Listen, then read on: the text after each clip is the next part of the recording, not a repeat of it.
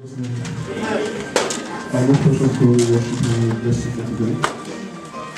Lord, we're committing to this program for a throne of grace, and we're asking that you want to take charge in the name of Jesus.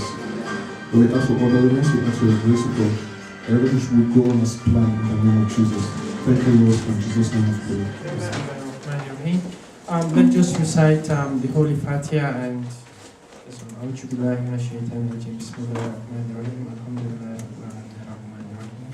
مالك يوم الدين إياك نعبد وإياك نستعين اهدنا الصراط المستقيم صراط الذين أنعمت عليهم غير المغضوب عليهم ولا الضالين.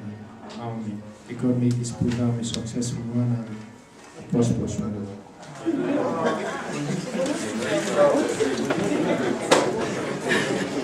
We're going to start after the count of 3. 1, 2, 3, go. Compatriots, Nigeria's all obey to serve our fatherland with love and strength and faith. The labor of our heroes past shall never be in vain. To serve with heart and might, one nation bound in freedom, peace and unity. I want to say a big thank you to you all for coming out here tonight. And as we proceed, I would love to introduce our special guests, and I would like to invite them to special seats that were provided. So first of all, I'm going to call on Pastor Agu Daniel.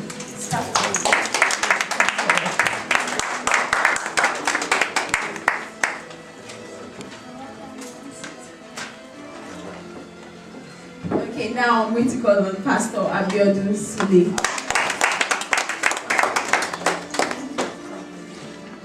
I'm going to call on Ken Amaniam Pong.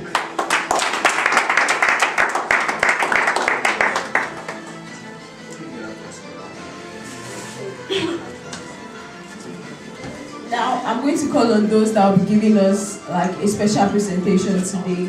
First of all, I'm going to call on Ahmed Futa.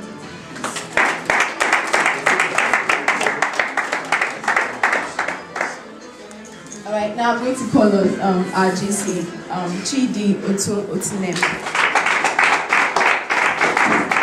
And now I'm going to call on our moderator for the day, and he's Makama Funo.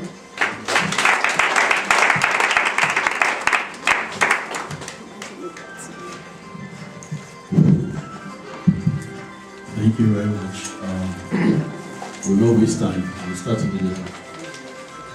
Okay, today we'll talk about career building. It's a workshop about career building. As an introduction,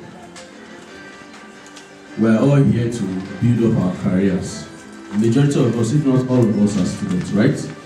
Who is not a student here? Let me see. Okay, very good. Okay, we are all students. So we're here to build up our career. And what is the importance of this workshop? Because if we are here seated today to talk about career, after all, it's just about studying. After you study 4 years, 6 years, 5 years, you go back home and just start working. What's the essence of this workshop? You know, is it for us to know how to study or what to study? It's already in our universities, and it's in the place of our professors or teachers to tell us that. So the essence of this is to move to broaden our scope, to open our views, perspective from the university or study setting and see what exactly is career all about. Because as we are here, we are focused on studies, but we should live. Life is not just all about career. We have families, you have responsibilities in the society. So how can we blend all this together to make us, to make us productive to our societies? And that is the essence of today's workshop. So I want to thank our speakers for coming. We were expecting 6, But there are 3 here. Nevertheless, I believe they are capable to bombard us with the ideas they have. In fact, as I'm seeing them, I'm shaking. I don't know how I'm going to ask them these questions, but we'll start. Okay, before we start, please, if you have questions, we want to do it this way. If you have questions, just write them down on a sheet of paper. We'll have forum for this. After they finish speaking, there is a forum for questions and answers, 10 minutes. Then in between, the speakers who will come and give us lectures on CV and how to face, how to face the public. In between too, we'll have a section where we'll do questions and answers. So please, we want to make it organized and snappy. If you have any question at all, maybe from their views or from what you think, just write it down, all contributions. There'll be a time for that. Okay, without further ado, we are going to begin. Okay, right here we have Pastor Agu Daniel, Amanya Ponkien, and Abiodun Sule. So, the first questions, the questions are already here. But before we go to question 1, what is career? What is a career? What is it? What is it about? We want to really know. Give us an idea of what career is. And we'll begin with Pastor Daniel. Please put your hands together for me.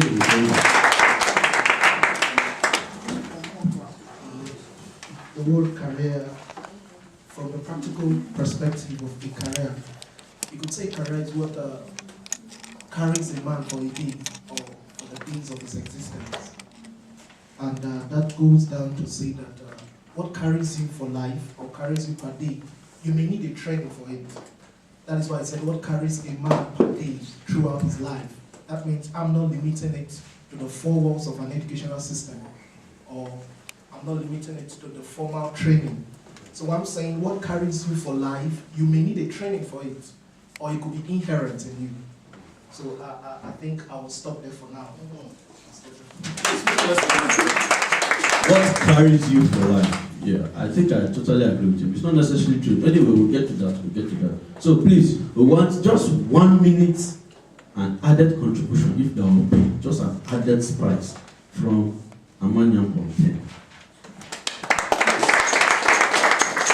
Well, thank you. I think Pastor Daniel said it all about what carries you for life. And I also think it's, aside that, he was talking outside the educational sphere, but coming to the educational sphere as well, it's also how well you would it's like what you're going to pursue based on what you study.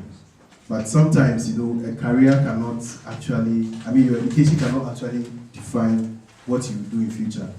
Yeah, because we have people who study other courses in university but find themselves in other professionals or other fields. So it's also applying the skills you learn from your education and building it up to help in any other area or sector of economy or any field of work. It's how best you can apply what you learn. Thank you very much. Please, we'll do a lot of clapping in this workshop. Get ready. Yeah, don't worry, they will compensate you after the glucose you lost, you will gain it back. Okay, before we continue, there's one of our guests that just arrived, and I think the 4 guests we have now here. So please, join me to welcome Amarachi Mojeku. Thank you very much, please. Okay, we just started talking about career. Yeah, they just defined what career is. Okay, this next question is for everybody, but we'll ask them first. Okay, starting from Abiodun Sule, would you, after your studies, would you like to go back home? Yes. Okay, he said yes. Let me hear from. Yes. Okay, and Pastor Daniel. Not certain. Not certain. Okay, very good. Okay, if no, why? So, you said no? Yes. You said yes. Yes, not certain. It's closer to no than yes. Thank you. I will answer from the light of what I define career to be. I said, what carries you for life? And if you want to look at it from the basis of what carries you for life, it should be more of solving a problem than creating one. So if I said not certain for now, that means if I discover or if I get so involved that the problem I am involved to solve, I'm not able to provide lasting solutions, that means I need to be more committed. So that may call for my presence or my commitment. But I wouldn't want to go so personal.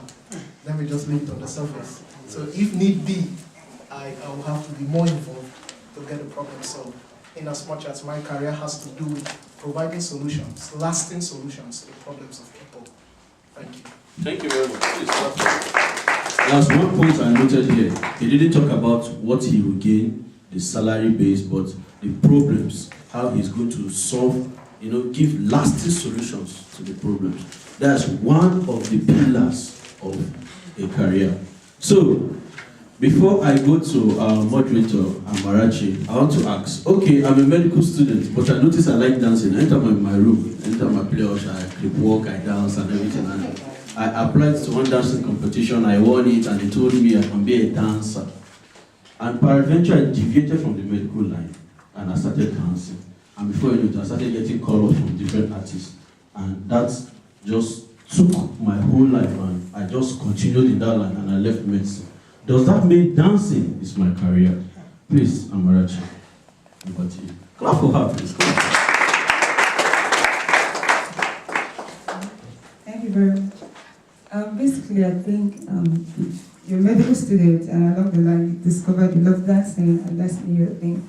I'll eventually say, if it depends on the course you are, the level you are in, I'll definitely say, okay, it's better to finish up, and still be doing your dance. And then by the time you're done with your career, your school, you can continue your dance, because I believe nothing is a waste.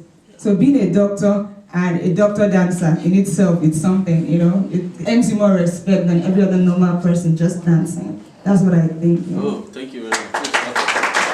Okay, you should have still remained standing because. Okay, still the first question. Would you like to go back home after your studies? After my studies, would I love to go back home? Definitely yes, I would love to go back home. Okay, Unless God says otherwise, but that's what I would love to. Okay, so let's jump to number 3. If yes, what are your plans for your country based on what you've acquired here? Wow, big one. If I start that one, I don't think we'll go today, but I'll just summarize it. Okay, very good. Basically, I have a dream, I have a vision to give youths, young people, reorientation about life from inside out to outside for a better and joyful world. Because I believe basically what makes a person happy is not just about what the person does on the outside, but everything starts from the inside. So my dream and my plan, the plan I have for Nigeria as a country, it's so vast. I'm looking at helping organize seminars for our young people, conferences to help them develop themselves, build themselves up. And if you look around us, you realize that Nigeria is a country where children are not really given much attention, and they are the leaders of tomorrow. So I'm looking at organizing a kind of community where kids will be raised, trained, having economic schools and political schools so that we can reform Nigeria as a whole. Because what we lack in Nigeria right now is great institutions and great leaders. And the truth is, the leaders, the government, actually comes from the people. So what we need basically right now in Nigeria is to train youths, young people that are ready to live an uncompromising life, people that are willing to lay down their lives for others. And the plan I have is to go that second. Thank you very much. You can see, thank you. She has lots and lots of plans for Nigeria. Wow, that is great. I don't know whether it's only me, but if you notice, the way they so describe career, the way they so explain it, it seems so easy. You understand? What they want to do, what they want to give, and they'll just go and just give it. So I want to know if there are challenges or not. You understand? I do a situation where I follow all these things and I go and there's a stumbling block and I want to push it and they just kick me out. So that leads us to the next question. Number 4. What are the challenges you would face and what are the prospective actions you intend taking to overcome these challenges? Just like 2 in 1 question. So who's ready to answer it? This time around, I will not call. Okay. Let me follow you. Okay, good evening. Yeah, what I would say is this: I personally don't envisage problems. I want to do anything. I believe you can cross it when you get close to it, and the closer you get to anything, the clearer it becomes. If I believe if I want to do this thing and I'm going to see this there, I make it closer. That's what I actually see to be problem, not even problem in the first place. So what I say is this: no matter what you choose to do, anything at all, you're going to find something that's going to like come against what you want to do. So the first thing is that get there first. Now, I read a book about failing forward. Now, in my life, I don't get prepared for success. I'm always prepared for disappointment, how to handle issues. So when things happen, I just smile and laugh. And the fact that I don't get succeed in this thing doesn't mean I won't get succeed in that thing. I'll use an example. Carlos Puyol played for Barcelona. He started his football career as a goalkeeper, and he had a spine problem. He switched and became a defender, and he's one of the best in Spain. So sometimes you may have to like, okay, I want to do this, and you have some issues with that. You can still switch and pick up something. And that goes back to say that whatever it is you pick along the way becomes your career. Because you have to say people say that someone pick up a new career. And you see something you choose along the way. So expect a lot of things to come your way. Of course, challenges, people have been there where you want to go to. Like I was with some organization that's about MDG. I don't know if you know about the MDGs. That's the Millennium Goals for Developing Nations. And they have about 8 different goals that they're looking into. One of them is primary school for all, like in Africa. Talk about mortality rate for pregnant women. They talk about poverty level. Now, if I come and say, okay, now the MDG was supposed to be achieved by 2000, and countries like Nigeria, this is 2012, where are we? Now we have lots of them, lots of those goals that United Nations set ahead. That okay, all these countries should meet this thing. Now, if I come to them and say, okay, we want to achieve this thing, I should expect a lot of people to turn it down. Why should I believe what you want to do? Why should I believe you have not come to dupe me? So sometimes, don't worry, when you get there, you get closer. And one thing is that if you try at the first time it's not working, try again. Thank you. Thank you very much. Thank you very much. Very excellent. Very excellent. So, any more contributions? Okay. Please, 1 minute, 23 seconds. I like to be very objective with life. Let's take them with numbers. One of the first challenges of everybody or anybody who wants to fulfill a vision, number one is delay in fulfillment of your vision. Or delay in seeing the bliss or seeing the beauty of what you want. Let me narrow it down to the business terms. Delay in surplus profit. That's the first challenge. Because when you start up your business, even if it's a career, you're not going to get the bumper pay at your first employment. So that's one of the challenge. So the way to tackle that problem is to prepare for it. Know that I'm not going to get the biggest pay once I begin or once I set out for my career. The second one is competition. There have been people in that domain before you showed up. So what are you trying to prove a point that you have a better, a smarter idea? So the way to solve that problem is to know that coming into a business or having competitors in a sector shouldn't position you to become a competitor to them. You should rather see that you are complementing them in the system. That's like telling them how better things can be done. That's like, I've been producing this product, but somebody came into the sector, came into the field, is bringing a more efficient way, a more economical way, and a more promising idea. So when I'm coming into that sector, I should already know that there are people in that sector already. So I'm not coming to pose myself as a threat to them, but I'm coming to complement them. Then thirdly, there is this problem that will always happen. I call it failure in disguise. That's delay. That's delay. Inefficiency on your part. You could feel, I thought I'm a master in this sector. I thought I was trained for it. How come I didn't get the job? How come I didn't get the contract? So these are possible challenges. So for the third one, how do you handle it? Know that it's a part of the game. Enjoy it. I was listening to an artist who was interviewed. He said something. He wants to enjoy the rise. So while you are rising up on the strata of your career, enjoy it. Enjoy level 1. Know what it takes. Enjoy level 2. There's no double promotion, but there could be speedy promotion. You get it? So you have your mind prepared for that sector. Any sector at all. These laws or these principles are applicable. Thank you. Wow, please. Okay, before we go to point 5, they've made so many examples about Nigeria. I'll give just 2 minutes. Somebody who can give case study of another country. Just tell us. You can just stand up and give you the mic. Tell me, if you are going back to your country, to develop it or to give your quota, what are the challenges and how have you planned to tackle these challenges? Anyone, please, that will use case study aside Nigeria. Okay? Please put your hands together for me. 2 minutes, 2 minutes. Thank you very much for this privilege. I'm from Sierra Leone, the west coast of West Africa. One of the challenges, I believe, is leadership.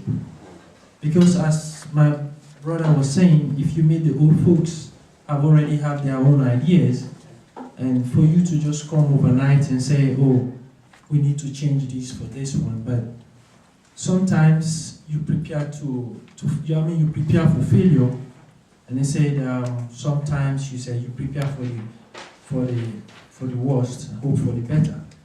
And in short situations, like let me say practically in my country, we are in is actually for example, one practical example is it used to be the anthem of West Africa.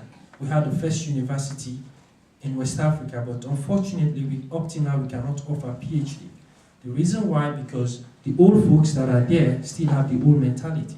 So if you go there to change them, it's going to be very tough. But all I'm saying is how you crawl gradually to get to that point, and how you get it step by step. Thank you very much. Actually, you've given us the problem. So, do you think there's any way? Have you thought of any way at all? You may not maybe start effecting, but have you thought of any idea how you think you can solve this problem? Well, the idea I thought of actually is like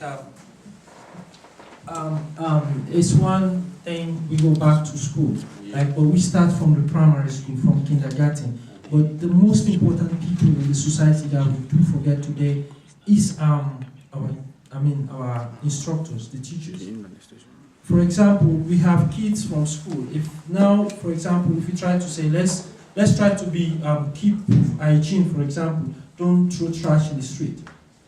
You can see an African child does not have that mentality that I should not trash something in the street compared to that child in the US, because he has been taught from school.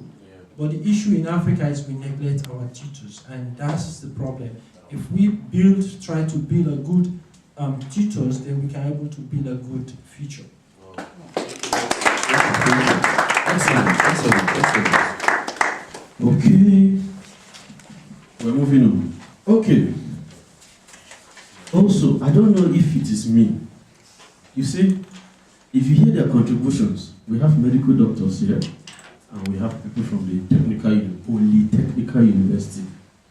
Yet, you hear them talking about business, about doing seminars, enlightenment, campaign awareness, awareness campaign. I've not heard anything about medicine. I've not, So I want to know. Question number 5. What additional skills? Please, we are following you guys also. What additional skills have you acquired which would make you unique and significant to the development of your country? Not necessarily that additional thing you're talking about. Even in your field, we would like to know. Here in bracket, they say leadership and management skills, anger management, proactiveness, creating or cultivating good relationships among workers, and so many other. What additional skill, apart from the normal training you are passing through right now, what additional skills do you have that will make you stand unique among your peers? So who will go for this? Okay, please put your hands together for me. Yeah, thank you. Additional skills. Well, in my case, I think it's a unique one, and I think for all of us as well. Because first and foremost, it's like, for example, like in a family, that's a nuclear family, maybe your parents and your siblings, you know how best you relate to them.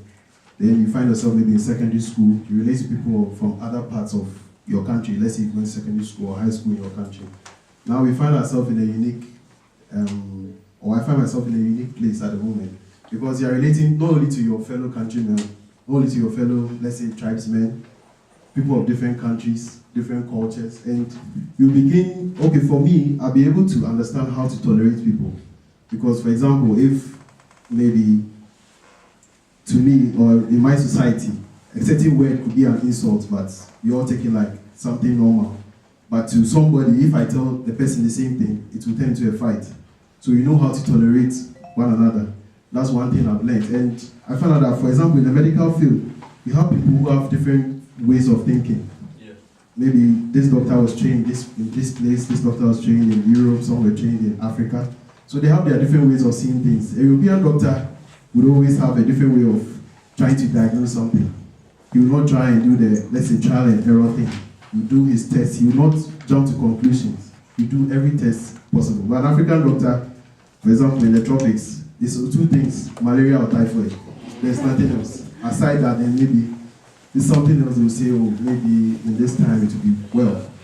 But I think what I've learned here is that it's a good, with all this what I'm talking about society, it helps you to strike a balance between what is at home and what is outside. And though some people don't advocate for things outside being the best, but I think the best mixture of both what is outside and what is inside would help. Just as much as we have some things outside which are not good, we have some things too inside which are not good. But you take the good things from both sides and combine it. I think in my case, I would help a lot in my field of work because I know and I've seen how things work here. The good things about this place and the bad things back home as well. And with management as well, even, for example, like in the giving basic like responsibilities. Let's say even my group, maybe there's a responsibility that you will have to do this today. You'll be in charge of checking on the teacher and all those things. It gives you an idea of how well you can help like manage and control people, even as much as you're put on the top. So I believe it's a step in the right direction for me, which I believe I will help to apply my future studies. Thank you very much.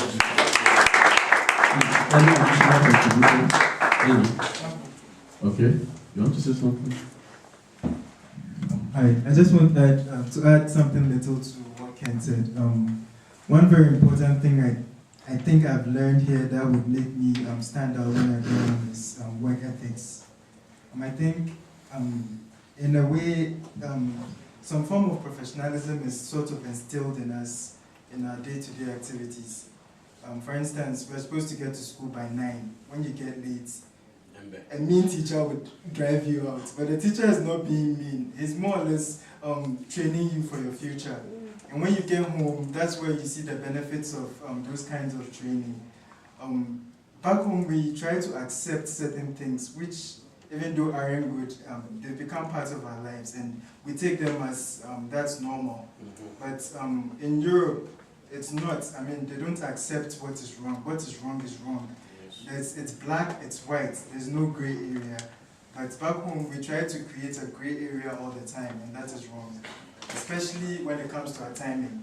You know, African time is something we've all accepted, and it seems it can't be changed. But I think it can be changed if all of us who have gotten used to getting to school at 9, we go home and we get to work at the time we're supposed to get to work. When there's a function, we'll also make an effort to get there at the time we're supposed to be there. So I think these little things help to improve our work ethics. It's perfect. Actually, I'm the moderator, but I will just give an extension to what you've said already. Sincerely speaking, as he has said, there are good and bad things he has seen, and he will take the good ones and take them back home. And like he said, work ethics. This work ethics is not something very difficult we can change. I don't just know why we've so embraced it. The last time there was a conference here, the first bus was to come by 7 o'clock in the morning, and I was calling somebody, said, it's Saturday, why 7 o'clock? I can't make it. I said, okay, what if this conference was to be in Spain and the first flight? He said, oh, I will go. I said, okay, then go for it. And before you know, he went. So you see, just because I mentioned Spain, made the person, okay, I will go. So it's just about the mentality issue. We've so embraced this, it's part of our blood system that we say, but we can change it. One thing, we are doing in the medical school, we are doing nursing practice, first course and second course, right? Nursing care pediatrics, nursing care surgery, and we take it for granted. Sometimes the teacher may not even come to class. I didn't appreciate that until 2009 when I went back home. I went to the hospital, and you can imagine a medical practitioner, she's a nurse actually, talking to a patient and saying, "Get out of here, you are smelling." And I was wondering, if not because this person is smelling, will he be in the hospital?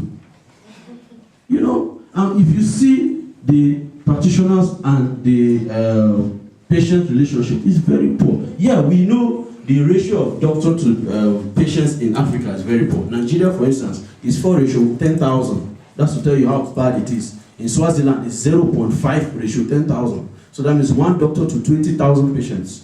It's very bad. But nevertheless, it's simple ethics. There are things we see here. Back at home, if you are admitting a patient, they will tell you there should be a family member that will be there. But here it's not like that. The nurses will take care of each and every patient. These are things we should start putting our mindset to change. That's the essence of being here. I have seen so many appendectomy in Nigeria, so many appendix surgeries, so many. And after they just finish the surgery, they will just stitch, do normal stitching, and you go. And if you have complication, you come back, they will remove the stitching and do drainage and restitch and tell you to go. But here, for those of us that have done surgery, you've seen appendectomy, you notice that after the surgery, they will stitch, but to the last peripheral stitching, the skin stitching, put drainage system, drain it for 2 days for the men, for the women 3 days to ensure that there is no complication. After which they complete the stitching and you go back home. This is something small, but I can learn and take it back home. We complain here they have crude tools in doing their surgery, but it's working for their health system. So these are the little things we can see and learn and take it back home. You must not aim. Harry Akande in 2006 or 2007, a Chicago-based engineer, he came to Nigeria that until he becomes the president before he pays our debts. No, you must not be the president before you enact or effect a change. Start from somewhere. Charity begins at home. Little by little, you reach the top. Okay, thank you very much for your contributions. Okay, number six, studying in Europe, wherever it may be, entails getting or acquiring some exposure. So now, to our speakers, what exposure have you actually acquired in your field, and how can you carry it over to your country? What exposure? Let me start from the lady. I like your smile. What exposure have you acquired in your field, and how can you carry it over to your country? Thank you. Exposure. Okay, I'll start by saying that if there's one thing I've really discovered about Ukraine and being here in Europe, it's the fact that there's something I always see all the time: remote. How many of you see that too? Keep saying remote. Actually, the word remote means to repair. And I realized that in this part of the country, they don't let things get so bad before they start working on it or building it. And I come from a country where it has to just get spoiled. We don't know what maintenance is. We don't know how to build on things that are already existing. So if a new government should show up, they basically forget the old contract they had and things that the other people were doing, and that is it. So, and that really has affected the growth of my beloved country. So going back home, I hope to look into that and see how things can always be maintained. I want us to have a maintenance attitude, how to build things and make things more profitable in our society. So that's one of the things I've really gotten. And then another thing is this issue of proactiveness, the ability to plan ahead. Not like you just wake up one morning and you want to just jump into something, because I believe that life is predictable. And there are no failures in life. It's only people who do not know the principles, or people who know the principles and have refused to apply the principles. Because in life there are principles to everything. There is nothing you cannot achieve in this world. It's actually predictable. So the ability to plan 20 years ahead, 10 years ahead, 5 years ahead is one of the things I've really gotten. Thank you. Okay. We'll come back. The next question is about exposure, skills, knowledge. How can we differentiate? But before then, we need to know something. CV or resume. What is it about? What's the importance of creating or having a CV or resume? So, in this respect, I'll call on our first presentation and our first speaker to give this presentation. Dr. Ahmed Futa, soon to be Dr. Ahmed Futa. Please, put us together. We will talk about CV and resume. Are they different or they are the same? What are we to know about a CV or resume?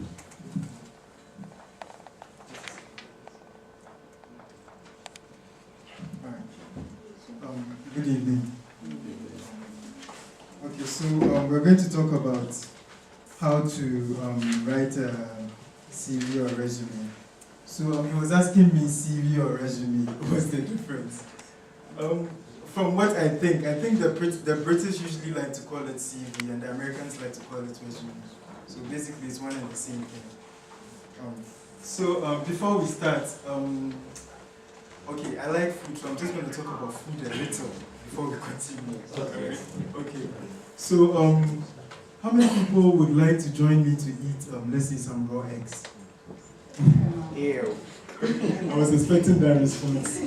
How about, let's say, some butter? Just munch it raw. Oh, okay. Okay, sugar is sweet. What about if I give you some sugar? Let's just eat the sugar. Oh, yeah. It's nice. Oh, so no one will help me. Okay, so what if we have our eggs, we have our butter, we have our sugar. So what if we decide to put it up together in a particular way? Let's say we mix up the sugar and the butter, and then we add our eggs, and then we add a bit of flour, and if you want to make it more exciting, you add some vanilla and chocolate. So after that, what do I make? I make some really delicious, nice smelling cake. Okay, so now how many people would like to join me eat my cake? Thank you. So basically, I think that is what the concept of a resume is. You have different qualities and skills, and you have to put it together to create something that defines who you are. And that identity you're trying to give yourself is something you're trying to get noticed. Right. Okay, I have one more question. A good resume and a bad resume. I know it sounds stupid. Which one gets you a job? Good one. Good one. Good one. No, we are all wrong. None of them gets you a job. What a resume actually does is it gets you an interview. Right. So what you're supposed to do is to try to catch the employer's attention so that he gives you the interview. And then at the interview, you try to prove yourself to the person. And one thing you should note is that for any job opening, there's probably about hundreds of resumes presented. So you have to try to make yours unique so that the employer notices it. So now I'm going to book. So what is a resume? A resume is a brief document that summarizes your skill sets and experiences relevant to your qualification for a particular job. So I just said relevant to your qualification for a particular job. Can you go on? So before going straight to how to write a resume, I want us to try to understand what to do right in doing a resume. Because how to write a resume, actually, I can just Google it and I'll find information, I'll find templates, or even Microsoft Word has it.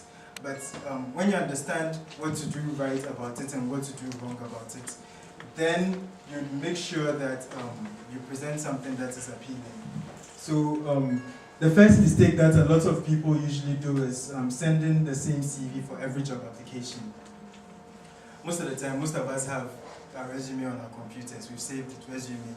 Anytime we want to apply for a job, we just add it to our application and send it. And that's what everybody does. And then sometimes you think, is it going to be just too complicated, just sending different applications for different jobs? It's better to just have one resume which describes you and then send it. So let me ask a question. Do you really need dozens of CVs to apply for dozens of jobs? I need a response. No. Actually, I think you do. Because each job is different. So what you have to do is you have to adapt, even though you are one and the same person. you're applying for different jobs, so you have to adapt that resume that you have to suit the particular job you're applying for. And then, like I said earlier, there are tons of resumes presented for that job opening.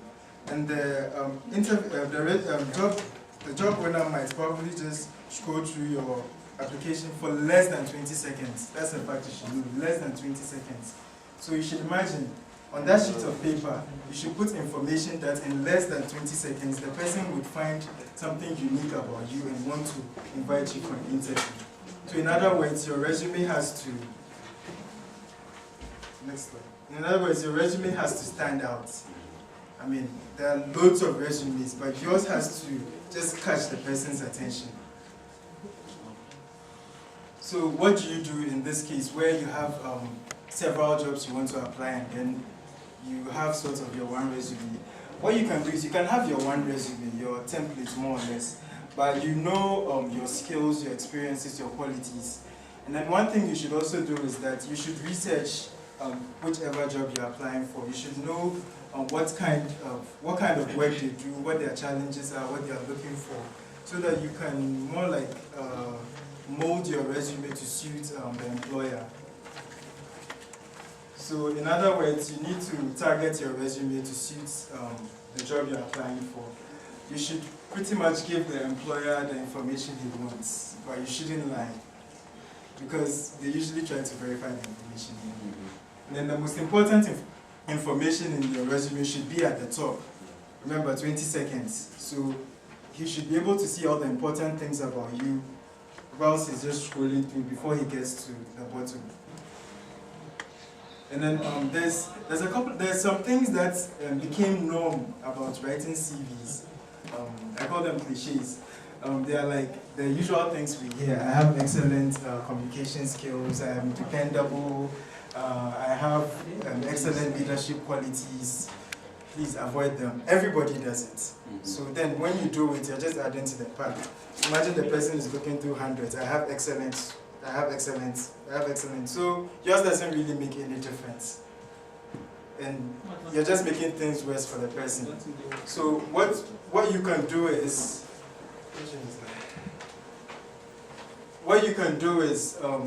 you have to prove to the person what excellent communication skills you have, how dependable you are. You have to try to prove it to the person. You don't have to tell the person that you are this, you are that. So maybe some aspects of your experiences in your resume contain something that shows how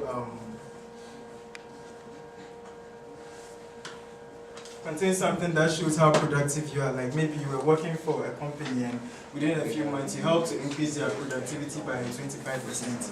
You can just say it, increase sales by 25% in 2 months, blah, blah, blah. Or let's say you are just a star. Yeah, you know, you coordinate activities between dean's office and students. You can just say coordinated activities between university authorities and students, blah, blah, blah. That shows your leadership qualities. It shows how dependable you are, etc., etc. So there are certain words that are normally used in CVs. So they are called action words, verbs. And there's a particular way in which we write them. When you're writing CVs, you don't normally use the pronoun I or the word me. So usually you just use the word as it is. Accomplish this, that, that. Achieve this, that, that. Did this, that, that. So basically, this is the basic format of a resume. It's usually a page, because like I said, you have 20 seconds. So in a page, the person should see everything the person needs from you. So how do you start? Like, if you're like me, that's probably, we're all in university, you've never written anything like a resume, and you really don't know what to do. You really don't know what to do. One thing that can be very useful is trying to gather information. So what you can do is make a big list of like everything you think you've done, or every accomplishment you've had in your entire life. Just make a big list of it. What this does, it allows you to get a quick overview of all your accomplishments before beginning your resume. It also puts all your accomplishments in one place so that you can keep adding to them. And then another thing it does is when you're choosing for an interview, you know what else you can add, at the interview to, promote yourself. And then you organize that big information into little bits. So you can organize it into education, where you talk about your university, school, your degrees, and your GPA, if applicable. I'll explain why I added if applicable. Okay, let me just explain now. What if you had a GPA of 3.9 out of 4? I think you'd really like to put that on your CV, because the moment the person sees 3.9, his attention is deviated from everything you've written. Then the other scenario is, what if your GPA is, let's say, 2.3 out of 4? Please don't put it on your CV, because no matter how good the qualities you've written are, once the person sees 2.3, the person's judgment will be biased. So basically, that's why I wrote GPA, if applicable. And then you organize it into your employment. You talk about the jobs you've had. For us students, it includes internships. It's a job. So you still have some experience there. And then maybe some volunteering or services you've offered. And then the skills, that's where you talk about some of the little skills you have, the things you can do that another person cannot do. Maybe you are into computers, you know how to do several programs that I don't know how to do. Or you can speak French, you can speak Russian, you can speak whatever. And then another thing, in your research for the job, you probably see that maybe the company works with certain equipment and others. If you know how to use those equipment, you can add it, that you know how to use it, and that improves your chance, because then they don't really have to go through the hassle of training somebody new to use those things, because you already know how to do it. And then you talk about the honors you've got. That's maybe your academic, athletic, community awards, scholarships you've received, etc., etc. So right now we are going to do our CV. So we're trying to figure out which information we put into it, because we've piled up a whole chunk of information. So first of all, the first part of the resume, from that figure we saw, is your personal information. The first thing you put there, the first line, the very first line should be your name. And it should be bold. It should be larger than the largest fonts in the body. You should avoid using decorative fonts. Just use maybe Simple Times or Arial. It should just be something simple, and then you shouldn't add any titles, Mr., Mrs., Doctor. No, it should just be your name. And then you have to add your address. So let's say you're living in school, you can add your school address and then maybe your home address. Then the person knows really how to get you. And then you should add your email address too. And by email address, you should use your name. That's more professional. So let's say like janedoe@email.com. Don't use like those kind of funny emails, bigboy@whatever.com. What's cheap? And don't forget to include your phone number. So like this is like a scheme of the personal information I've done. Our girl's name is Jane, her surname is Ternopil.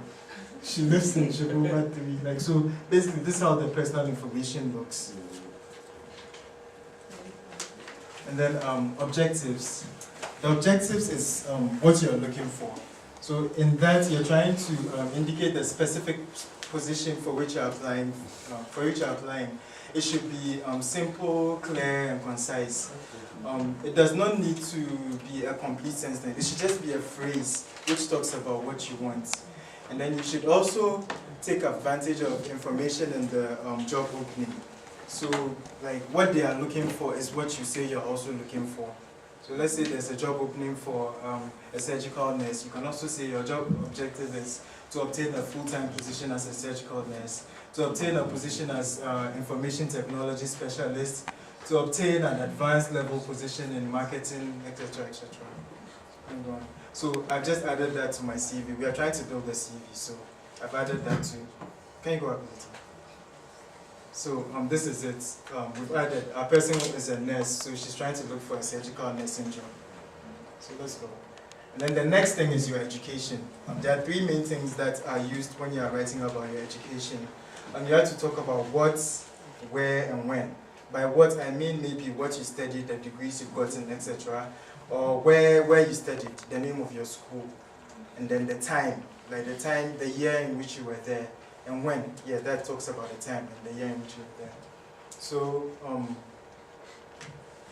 other details you could also include in your educational parties.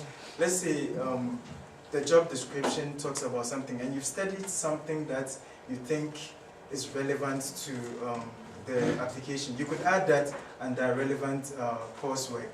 But you don't always have to add that unless maybe you have a particular thing you've studied that is required by that job employer. So I already spoke about the grade point average, so you don't always have to put that there unless it's good. So we've added our education work there. So bachelor degree, major in nursing, I don't know if I'm right. Ternopil State Medical University, the person finished June 2012. And the person did a relevant coursework in advanced life support training. So she thinks if she adds that, applying for a surgical role, she could get it because she knows how to do CPR and all of that. So let's go on to the next. Then we get to work experience. That's where a lot of students fall short because we think we don't have a lot of work experience. But we do internships. Some of us go home, we go and work in hospitals. It's a lot of experience you can add to your work. So you still stick to the format, what, where, and when. And then the skills you include to your resume should be connected to the skills required to the job you are seeking. And then you should remember those words we spoke about, the skills related words. Like this is exactly where you use those kind of words. Yeah. Like these words. So the next one, we've added that to our CV. So this person did a clinical internship in Ternopil District Hospital. She assisted, and when you talk about the work you did, you try to define your roles. And by defining your roles, that's where you use those words. So this person assisted with medical procedures, assisted in surgeries, attended training seminars, etc., etc. Next one. So activities and honors. You could also use this to boost up your CV, especially if you've held some very important leadership roles and other things. So these things, like, they show the employer how versatile you are. Like I said, you don't have to write, I have good leadership qualities. But if you write, I was the president of, let's say, Nigerian Students Association, I organized this, I did this.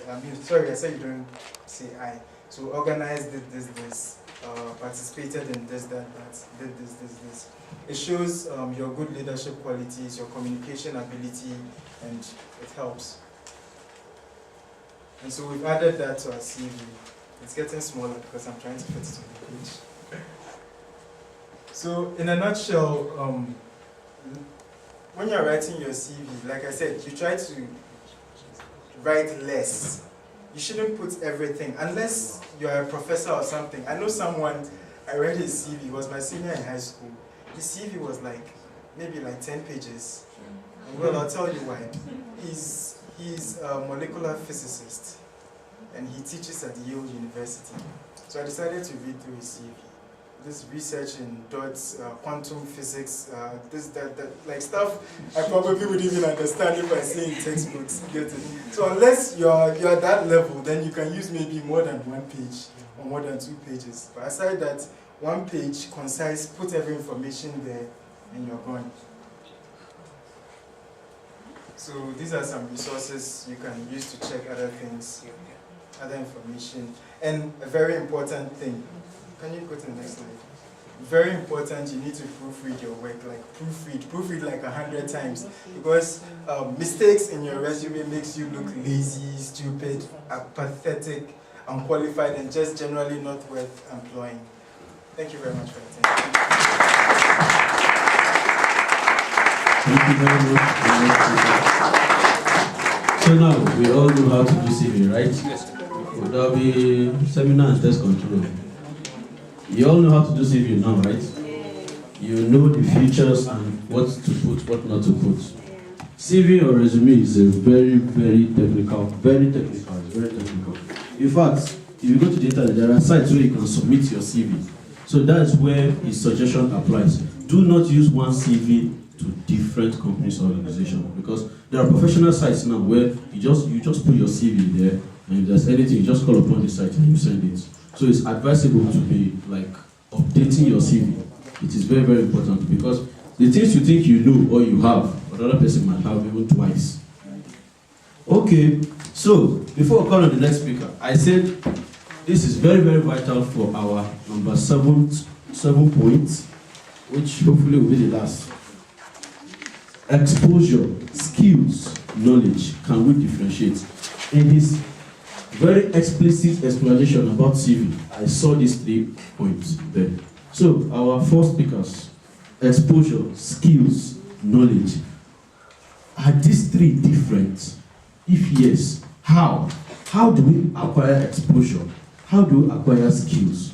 How do we acquire knowledge? So, the first question now is, are they different? Who will answer? Okay, I've been asking the ladies, so let me come to the side. There are 3 hefty men. Okay. Okay. Please, sir, over to you. Please clap for him. Skills, exposure, and knowledge are quite different words for different things, though they may look relative, but now I will start with exposure. Now, exposure has to do with where, when, and what. Because in some cases, you may think you're quite exposed to some things that why someone saying something, I think, sorry, I can only say what I know, I can't say what I don't know. Yeah, I heard Pastor Ty was saying something one time that he has been a preacher for years and he always preached in his church. But the very first day he was called to redemption camp by Pastor Adeboye, and he was shaking on the pulpit. That's another exposure on another level. Are you getting it? So you may think you're exposed to some kind of things before, and like maybe like for me now, when I came to UK, it was my very first time on plane. So when the plane was doing like this, I was just enjoying it, it was wonderful. But for some people, they are quite scared. Could be exposure in a way. Coming to Ukraine, you see white people begging on the street that we don't even think of. We imagine all white people, that's for me anyway, all white people speak English. Now it's not that even in Italy, they speak their language on the street. So that's exposure in a way. Then skills are things you know. Some can be inherent and you have to work on it every day, and some can be something you copy from someone or something you get from someone. But knowledge is something you have to learn. It could either be formal or informal. And when I say formal, I'm talking about going into the 4 walls of a classroom or outside the classroom. So in just a little way, exposure is just something you get to do. And every of those 3 now continues every day. And it's like every day of your life you get to learn something, get to expose on something, and you can increase your skill. Thank you. Oh, please. That was excellent. Very, very excellent. Okay, now we are all students, right? We are all students. So now let's come back to our level as students. Okay, I'll start with Master Ken. Okay. Knowledge. We are all here to gain knowledge. That's the essence of our training. So we all know that knowledge. So we get knowledge from what? Our respective formal training. Be you in medical, polytechnical university, economics university, your essence is to gain knowledge. Please, Master Ken, how do we gain these skills? Put your hands together for me.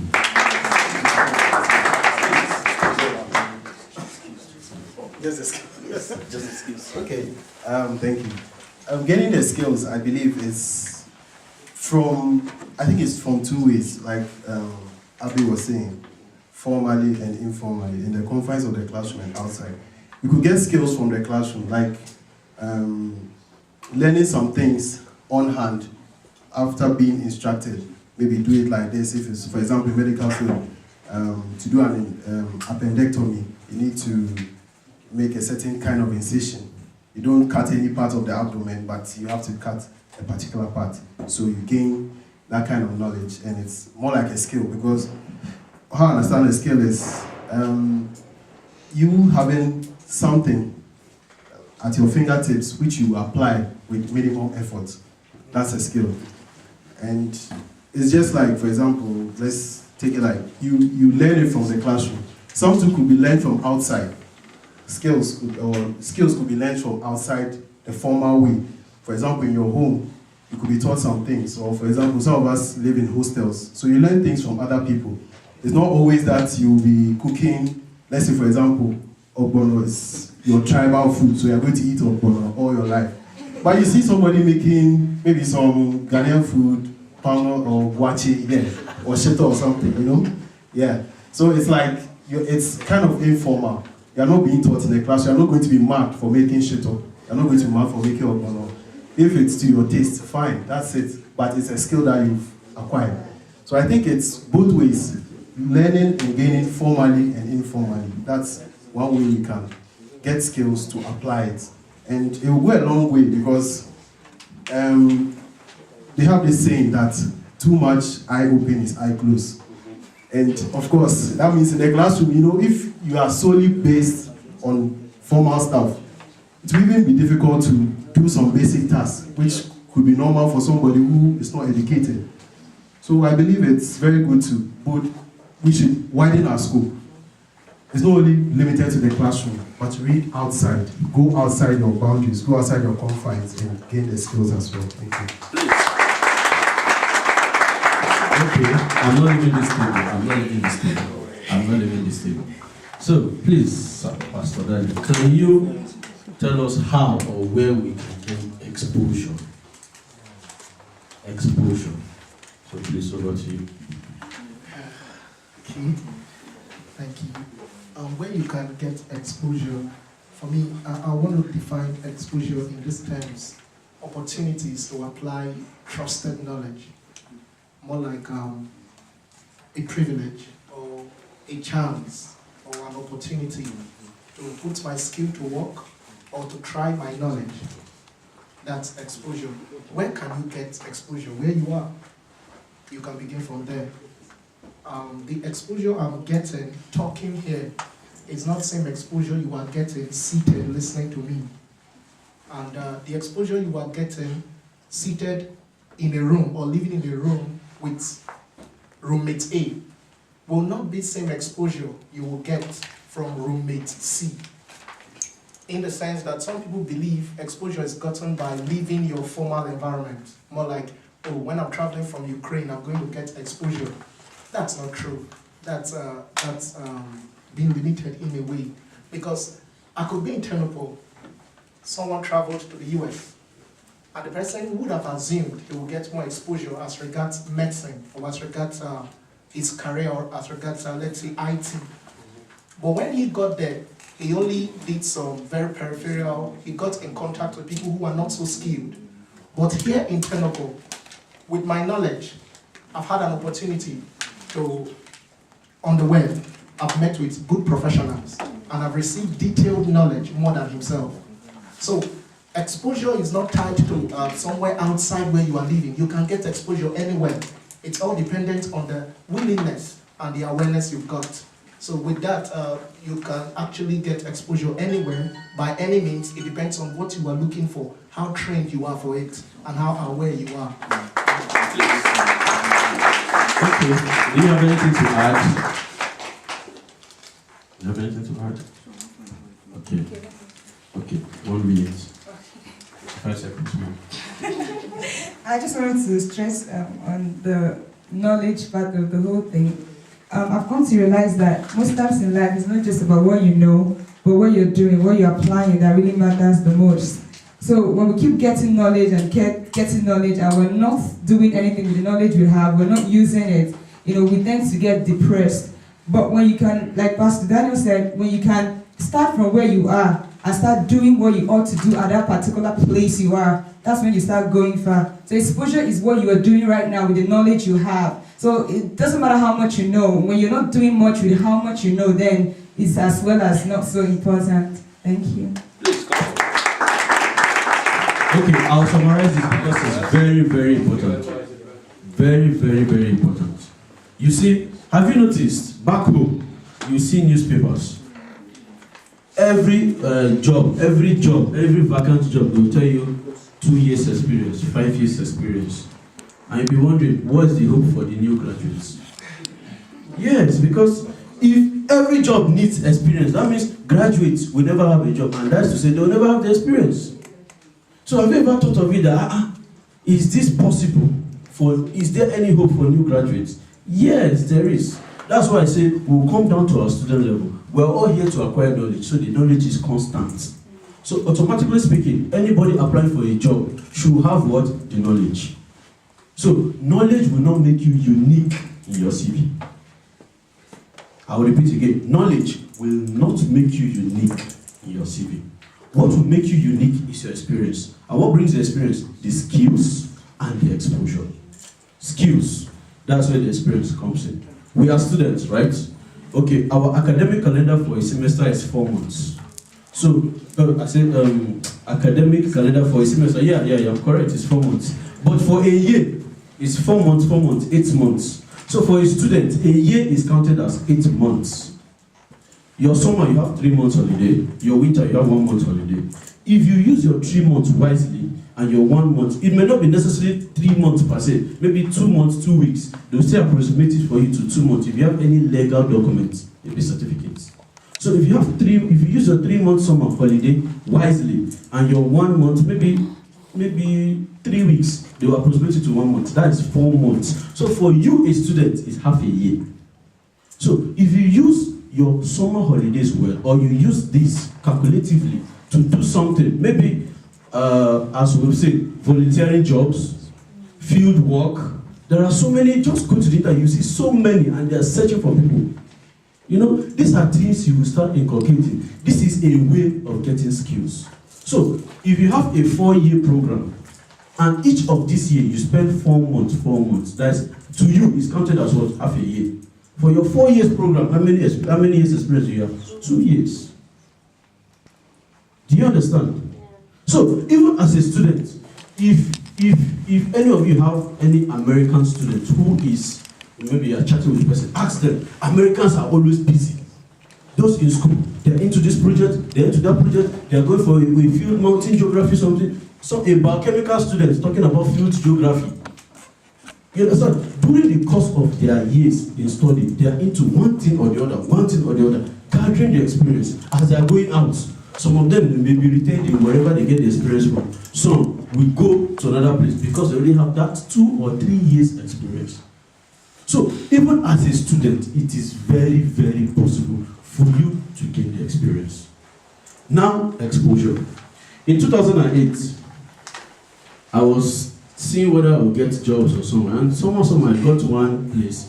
They said I should send the CV. I sent the CV. They said they'll do interview through Skype. I sent the CV. So when I was talking to the person, he said, my CV is excellent, but no experience. I said, how? He said, I can't see any exposure there. I said, what do you mean by exposure? Of course, I can't see any seminar or conference you've been to or anything. So I can't give you, because definitely other CVs have volumes of seminar and they have the exposure and we need it. So that's how I lost it. Anyway, by then I was just going to second year. So, but that gave birth to my quest for conferences. That was what stimulated me. You know, if you are talking of conference, it will not pass me by. I love conferences now. So, you get exposure from conferences because there are times whereby you may not be privileged. It's not every time American professors will come to our school to see our school and see you and maybe do some field workshop and go back. No. But through these conferences, you get to meet, you hear one major man that did one research on maybe in neonatology, you will see him there. You meet another person from Germany that did, you see the person. That is the exposure they are talking about. That is the exposure. So, you gain exposure through such seminars, such conferences. You understand? So, if you have the exposure, you have the skills. These two collectively give you the experience, and that is these two things that will determine your uniqueness and your chances of getting any job you're trying to get. Please clap for me. I'll try.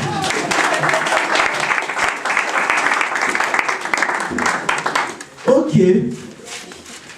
Part of the exposures we'll talk about is facing the crowd. As I was at the same side, they sweat inside. So it's not easy to face the public. So we are going to know how. Please.